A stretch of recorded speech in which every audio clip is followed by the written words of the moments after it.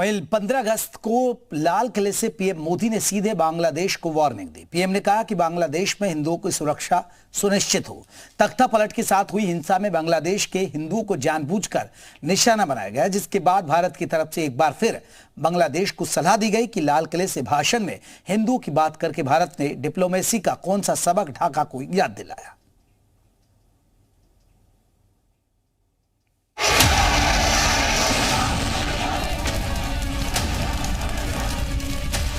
बांग्लादेश में जो कुछ भी हुआ है, मैं आशा करता हूं कि वहां पर हालात जल्द ही सामान्य होंगे। वहां हिंदू, वहां के अल्पसंख्यक, उस समुदाय की सुरक्षा सुनिश्चित हो। पिछले 10 दिनों में दिल्ली से ढाका को हिंदुओं की सुरक्षा के लिए 2 डायरेक्ट मैसेज मिले। दोनों संदेशों में बांग्लादेश के हिंदुओं और मंदिरों पर हमले की बात हुई, जिन्हें तख्ता पलट के बाद सबसे ज्यादा टारगेट किया गया। लाल किले से आया लेटेस्ट बयान बांग्लादेश के लिए एक कड़ा संदेश है। बांग्लादेश में जो कुछ भी हुआ है, उसको लेकर पड़ोसी देश के नाते चिंता होना, मैं इसको समझ सकता हूं। मैं आशा करता हूं कि वहां पर हालात जल्द ही सामान्य होंगे।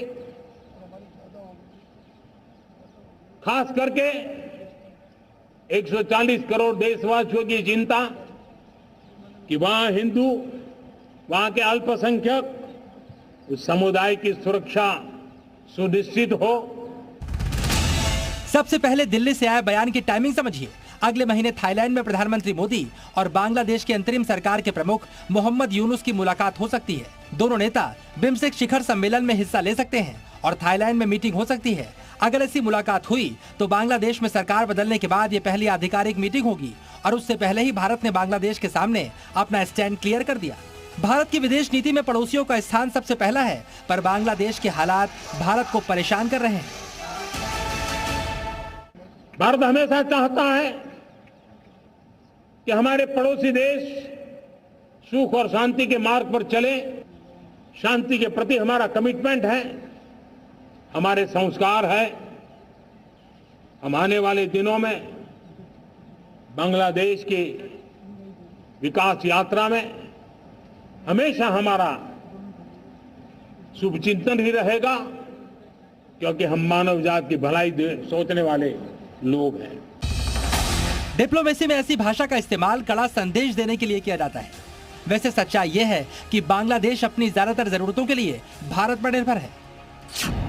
बांग्लादेश की टेक्सटाइल इंडस्ट्री हर साल करीब 4 लाख करोड़ रुपए का एक्सपोर्ट करती है और बांग्लादेश के लिए विदेशी मुद्रा कमाने का यह सबसे बड़ा जरिया है। हालांकि बांग्लादेश की टेक्सटाइल इंडस्ट्री में करीब 25% कंपनियों के मालिक भारतीय हैं और टेक्सटाइल के लिए कॉटन के मामले में भी बांग्लादेश पूरी तरह से भारत पर निर्भर है। यानी भारत का मैसेज ध्यान से सुनने और उसे फॉलो करने में बांग्लादेश का भी हित है। प्रधानमंत्री मोदी ने अंतरिम सरकार का कार्यभार संभालने के बाद मोहम्मद यूनुस को बधाई दी थी और हिंदुओं की सुरक्षा तय करने के लिए कहा। इसके बाद 13 अगस्त को मोहम्मद यूनुस ने बांग्लादेश के ढाकेश्वरी मंदिर में जाकर हिंदुओं को भरोसा देने की कोशिश की। हालांकि आज ढाका से आई तस्वीरों में हालात डावाडोल दिख रहे हैं। ढाका की सड़कों पर छात्रों और शेख हसीना के सपोर्टरों के बीच झड़प हुई। बांग्लादेश में अब तक 15 अगस्त को राष्ट्रीय शोक दिवस मनाया जाता था, क्योंकि साल 1975 को इसी दिन शेख मुजीबुर रहमान की हत्या कर दी गई थी। लेकिन अंतरिम सरकार ने आते ही 15 अगस्त की छुट्टी को रद्द कर दिया। फिलहाल लाल किले से वार्निंग मिलने के बाद ढाका का माहौल बदल सकता है और बांग्लादेशी हिंदुओं पर भारत की गंभीरता का असर जल्द दिख सकता है। ब्यूरो रिपोर्ट, जी मीडिया।